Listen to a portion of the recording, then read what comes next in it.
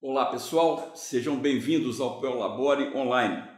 Quero agradecer aqui ao professor Carlos Cruz, diretor do ProLabore, que muito gentilmente permitiu que essa aula seja transmitida aos meus alunos do 9º período da Faculdade de Direito Padre Arnaldo Jansen. Ok? Muito obrigado, professor Carlos Cruz. Então sejam bem-vindos também vocês, alunos do 9º período do curso de Direito da Faculdade Padre Arnaldo Jansen, e nós vamos falar aqui hoje sobre as hipóteses de exclusão do crédito tributário, ok? Então, olhe lá.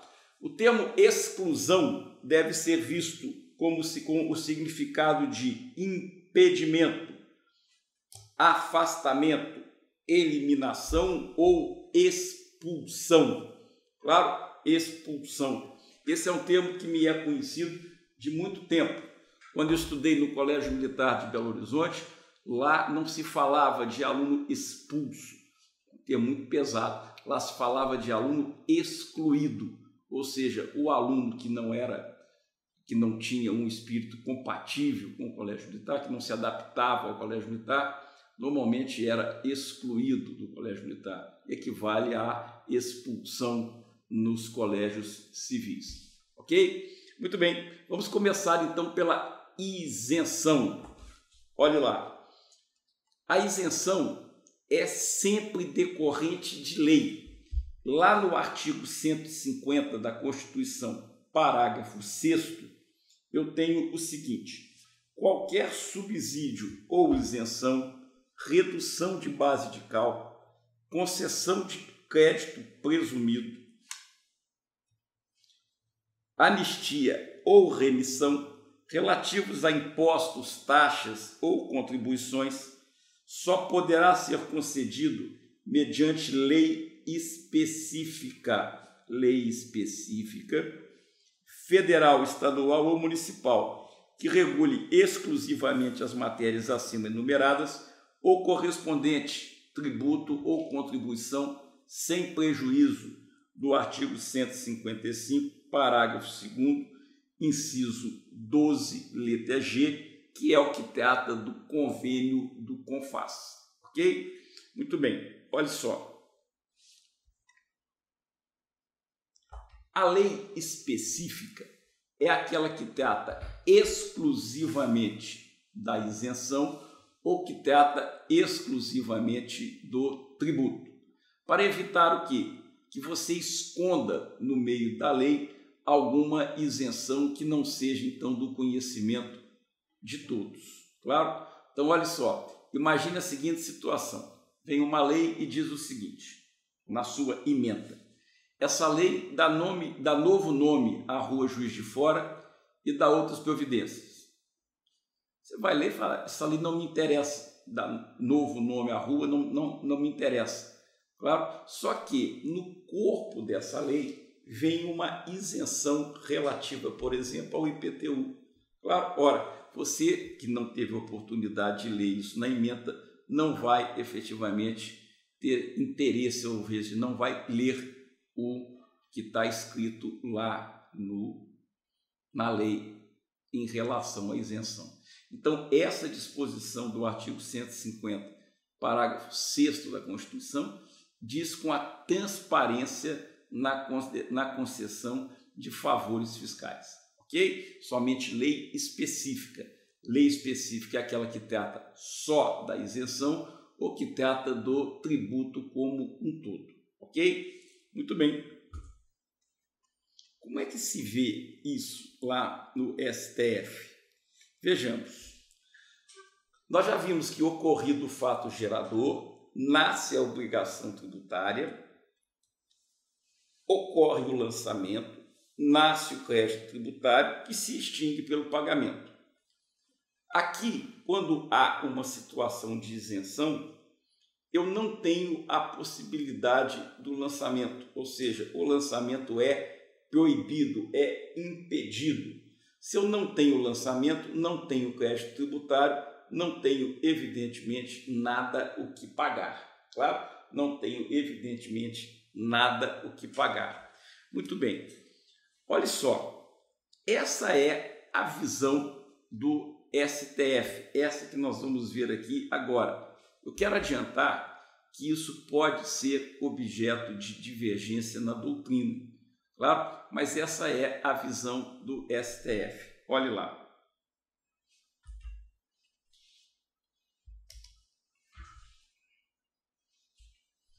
Ocorre o fato gerador, nasce a obrigação tributária, lançamento, crédito tributário. Nas hipóteses de exclusão do crédito tributário, eu tenho o impedimento do lançamento. Se eu não tenho o lançamento, evidentemente que eu não tenho crédito tributário, eu não tenho nada para pagar. Claro, nada para pagar. Veja que a crítica que a doutrina faz é que não há lançamento, não há crédito tributário. No entanto, já houve fato gerador e a obrigação tributária. Ora, se não houve crédito tributário, a sua extinção, também não houve a extinção da obrigação tributária. E a crítica é exatamente essa. Aonde fica essa obrigação tributária? Fica vagando aí pelo mundo que nem uma alma penada? Claro, fica vagando aí pelo mundo que nem uma aula penada. Então, a crítica que se faz é essa. Para o STF, essa é a visão no que diz respeito às hipóteses de exclusão do crédito tributário. A exclusão atua aqui, ó. A exclusão atua aqui, impedindo o lançamento. Se eu já impedi o lançamento, é evidente que eu não tenho crédito tributário. Claro? Agora, voltemos lá para ver as características principais da isenção.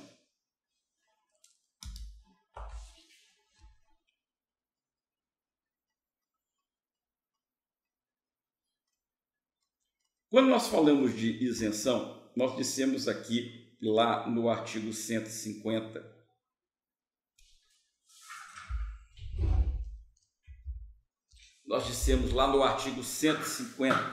parágrafo 6º, que a isenção decorre de lei, e lei específica, sem prejuízo do disposto no artigo 155, parágrafo 2º, inciso 12, letra G.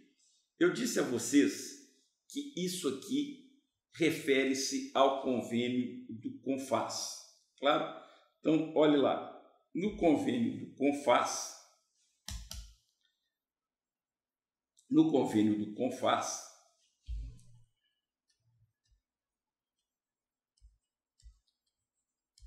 Conselho Nacional de Política Fazendária, eu tenho a isenção relativa ao ICMS. A produção de isenção do ICMS depende de convênio do CONFAS. Esse convênio do CONFAS está regulado pela Lei Complementar 24 de 75, claro, e requer a unanimidade dos participantes da reunião do CONFAS. Esse Conselho Nacional de Política Fazendária se reúne todos os secretários de Estado de Fazenda dos estados e do Distrito Federal. Claro, todos eles, ok? Muito bem. Eu só posso conceder isenção do ICMS se houver convênio do CONFAS. Se não houver convênio do CONFAS, eu não posso conceder isenção do ICMS, ok? Muito bem.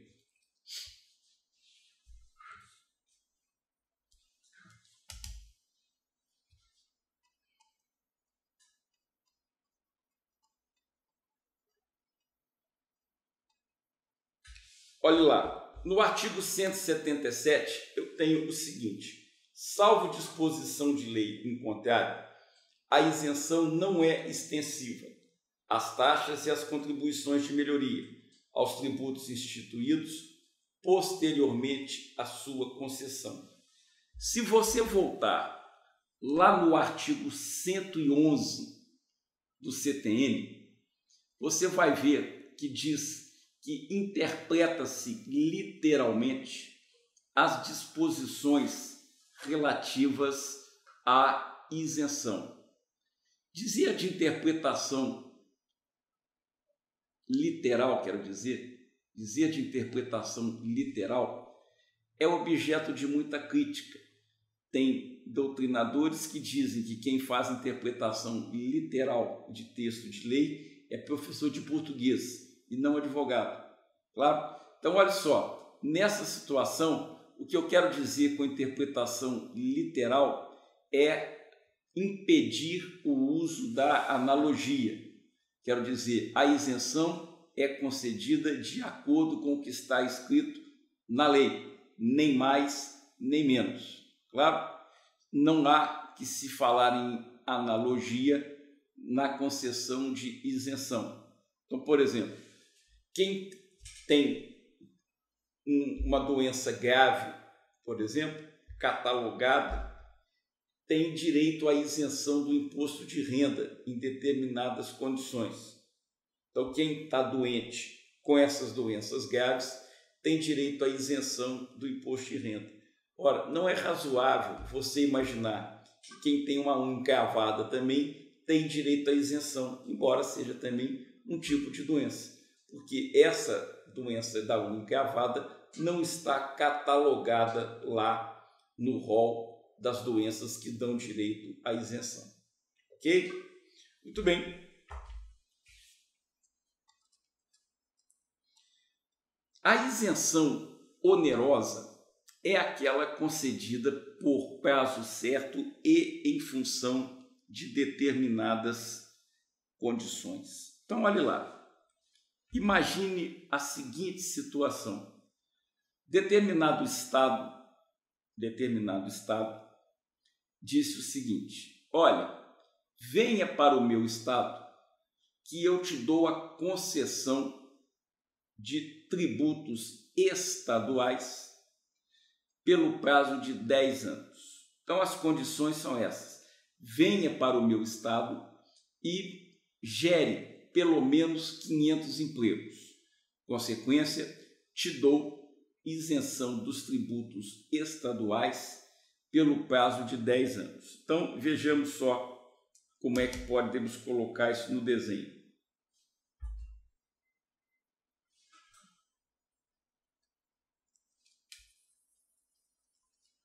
Olhe lá, venha para o estado X, gere mais de 500 empregos. Mais de 500 empregos. Consequência, isenção, tributos estaduais pelo prazo de 10 anos. Então, olha só, essas são as condições.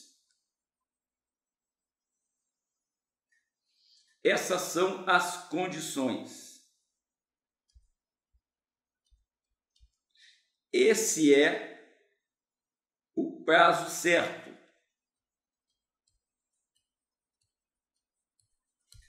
O prazo certo. Claro? As isenções concedidas por prazo certo e em virtude de determinadas condições constitui a chamada isenção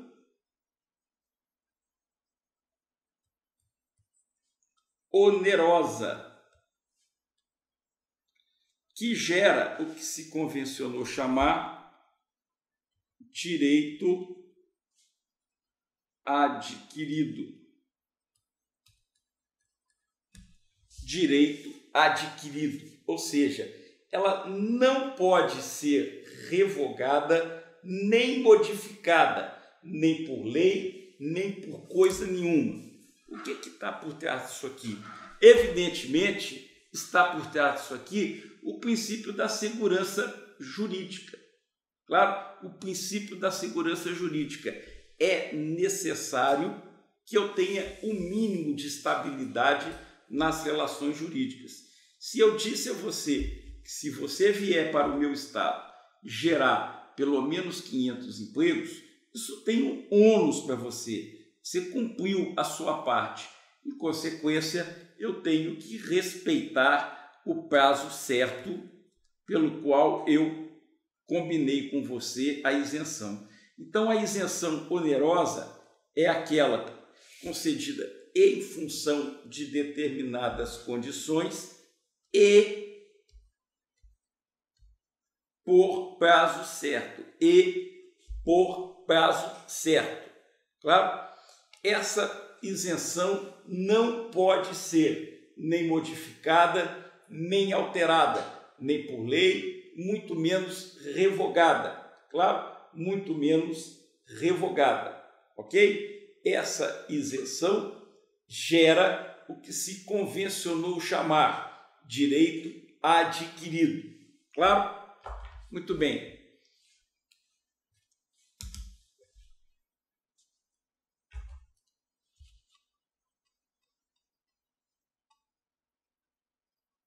Olhe lá.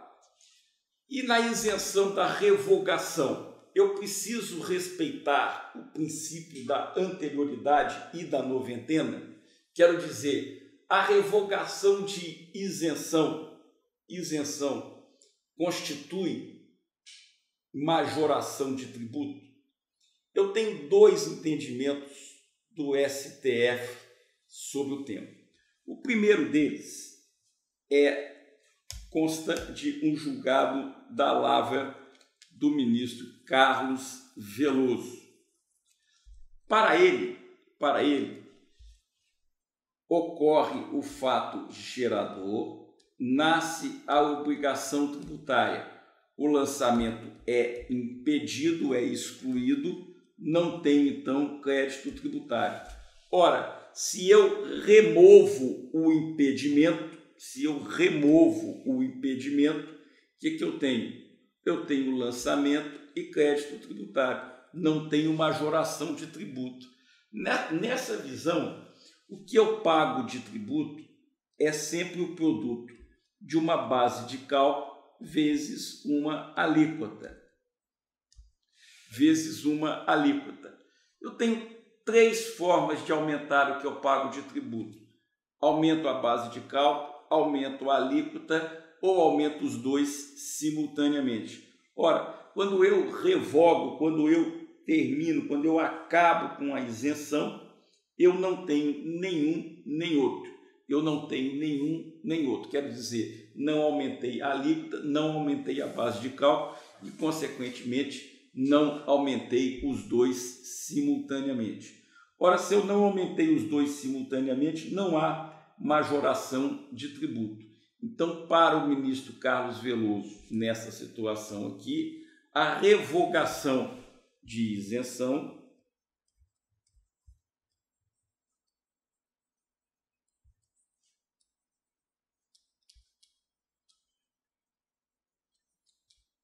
não significa, não é majoração de tributo. Se não é majoração de tributo,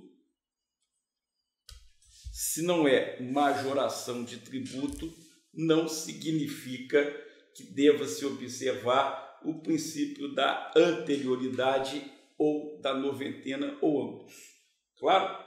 Muito bem. Essa é uma visão do então ministro Carlos Veloso. A visão dele pode ser sintetizada através do seguinte desenho. Olhe lá, eu tenho aqui um rio, tá? O rio vem passando aqui nesse nível de água. Um dia eu coloco aqui uma barragem, tá? Uma barragem.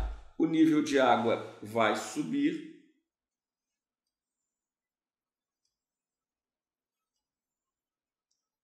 Vai chegar uma hora que vai transbordar, claro? Essa barragem aqui eu vou chamar de isenção. O rio é o mesmo, a água é a mesma, só que está contida pela barragem. A hora que eu tiro a isenção, eu tiro essa barragem. Se eu tiro a barragem, não precisava apagar tudo aqui assim, se eu tiro a barragem, o rio volta ao seu leito normal, ou seja, baixa o nível do rio e a água continua a fluir normalmente, ou seja, o rio não mudou absolutamente nada. Essa é a visão do ministro Carlos Veloso. Por outro lado, o ministro Marco Aurélio tem outra visão sobre o tema. Olhe lá. Para o ministro Marco Aurélio, com isenção,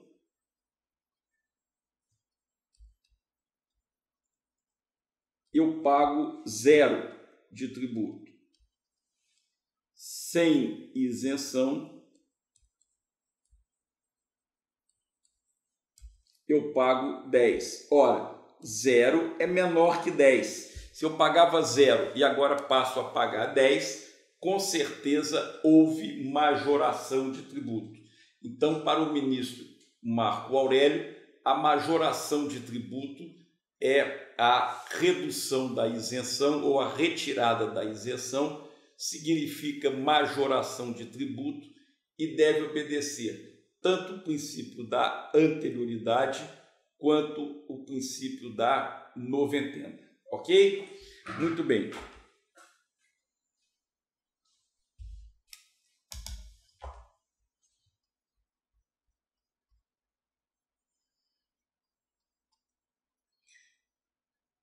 A isenção no nosso ordenamento só é permitida aquela de forma autônoma, ou seja, não é permitida, é vedada a isenção heterônoma, ou seja, aquela que é concedida por quem não é dono do tributo. Ela é vedada.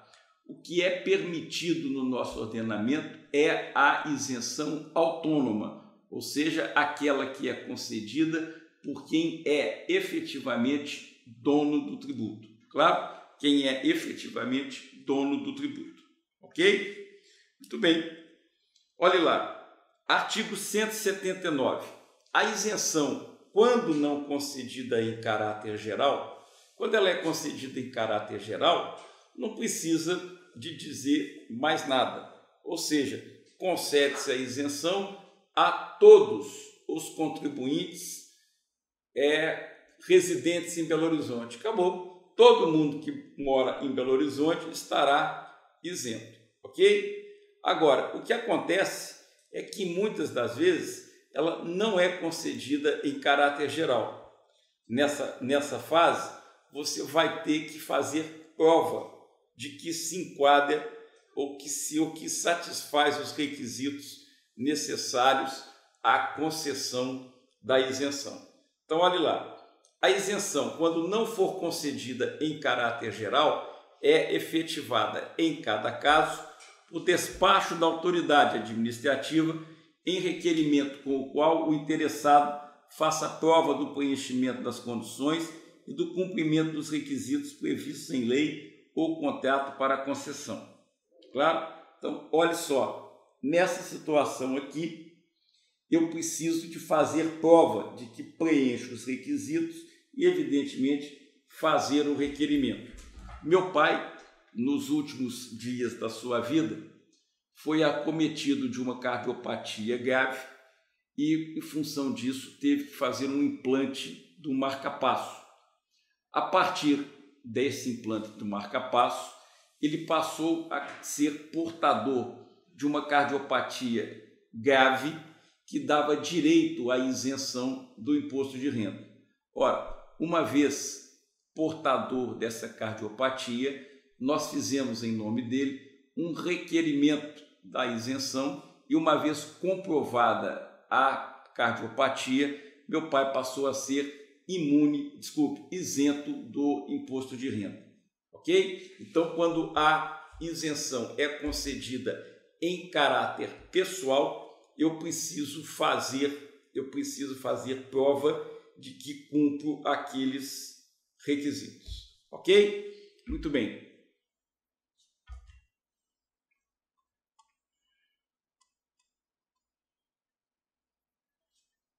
Muito bem, vamos falar aqui da segunda hipótese de exclusão do crédito tributário, que é a hipótese da anistia.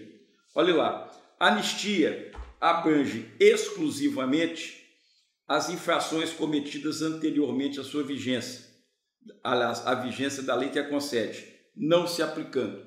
Muito bem, então olha lá, a anistia nada mais é do que o perdão da infração. Claro, o perdão da infração. Já falei para vocês que uma das coisas que marcou a minha vida foi a catequese. Qual era o raciocínio na catequese? Infringiu a lei de Deus, comete pecado, consequência, vai queimar no fogo do inferno. Claro? Muito bem. Só que, uma vez perdoada a infração, não há que se falar em pecado. Não havendo pecado, não há que se falar em queimar no fogo do inferno. Claro? Então veja só, imagine que você tenha que entregar a sua declaração de imposto de renda pessoa física até o dia 30 de abril de cada ano. Só que você mora no interior, lá numa cidade no confim do mundo, onde não há energia elétrica ou há um abastecimento precário de energia elétrica. Olha, você tem que entregar a sua declaração até o dia 30 de abril. Porém, entre o dia 28 e o dia 2 de maio, houve um apagão, ou seja, uma falta generalizada de energia elétrica. Claro, se houve essa falta de energia elétrica, você não tem como transmitir a sua declaração. Nessa hipótese, pode ser que uma lei conceda anistia, ou seja, para esse povo que é morador dessa cidade, há o perdão da infração de entregar a declaração atrasada. Se há o perdão da infração, não há que se falar em multa nem penalidade, ok? Muito bem, olhe lá. A anistia não se aplica aos atos qualificados em lei como crimes ou contravenções ou aos que, mesmo sem essa qualificação, sejam praticados com dolo, fraude ou simulação pelo sujeito passivo ou por terceiro em benefício deste. Salvo disposição em sentido contrário, as infrações resultantes de conluio entre duas ou mais pessoas. Ora, o próprio conluio já é, por definição, crime. Então, o crime contra a ordem tributária não permite a concessão de anistia. Claro, se você sonegou, você não vai ser albergado pela anistia. Claro? Repare uma coisa, guarde bem, sempre que você agir de má fé, sempre que você agir contra a lei, benefício nenhum, ninguém vai passar a mão na sua cabeça. Claro? Ninguém vai passar a mão na sua cabeça. E se não vai passar a mão na sua cabeça, evidentemente você não terá direito à anistia, ok? Muito bem, olhe lá. A anistia, da mesma forma que a isenção, atua impedindo o lançamento, claro? Olha lá, o ilícito tributário resulta na penalidade, lançamento, crédito tributário relativo a essa penalidade. Ora, se eu impeço o lançamento, eu não tenho crédito tributário, ok? Muito bem, pessoal. A anistia pode ser concedida em caráter geral, ou seja, anistia para todo mundo, ou pode ser concedida limitadamente. as infrações da legislação relativa a determinado tributo. Eu posso escolher determinado tributo e algumas infrações. Infrações punidas com penalidades pecuniárias até determinado montante, conjugadas ou não com penalidades de outra natureza. Tempos atrás, o governo federal fez editar lei, concedendo uma anistia em relação a tributos até determinado valor, se não me engano, até R$10.000. Claro? A determinada região do território da entidade tributante, em função de condições a ela peculiares. E eu insisto, de novo, que em 2008 houve uma tragédia natural que praticamente acabou com o Vale do Itajaí, no estado de Santa Catarina. Em virtude dessa tragédia natural, poderia ser que o estado de Santa Catarina concedesse uma anistia em relação aos tributos não pagos, ok? Muito bem. Sob condição de pagamento de tributo no prazo fixado pela lei, que a conceder ou cuja fixação seja atribuída pela mesma lei à autoridade administrativa. Lógico, claro, eu posso conceder a anistia desde que você pague o restante do crédito tributário, ok? Você paga o tributo, eu te concedo a anistia. Quero dizer, pago o tributo e eu te dispenso do pagamento da penalidade. O artigo 182 assim diz: a anistia, quando não concedida em caráter geral, é efetivada em cada caso por despacho da autoridade administrativa em requerimento, com o qual o interessado faça prova do requerimento das condições e do cumprimento dos requisitos previstos em lei para a sua concessão. Então veja bem, eu posso dizer que concedo anistia aos torcedores do Clube Atlético Mineiro, claro? Ora, o fisco não tem controle de quem torce para o Clube Atlético Mineiro. Nessa hipótese, é necessário que você faça prova de que torce para o Clube Atlético Mineiro e, uma vez fazendo prova de que torce para o Clube Atlético Mineiro, você terá, por despacho da autoridade administrativa, a concessão da anistia, ok? Muito bem. Pois é, pessoal, aqui nós terminamos, então, essa aula sobre as hipóteses de exclusão do crédito tributário. Mais uma vez, eu agradeço ao professor Carlos Cruz, que, como eu disse, permitiu que essa aula seja disponibilizada para os alunos do 9º período do curso de Direito da Faculdade Padre Arnaldo Jansen, claro, em virtude aí da vinda da Copa e do recesso que há de se seguir. Ok? Um abraço para você, fique com Deus e até a nossa próxima aula, se Deus quiser.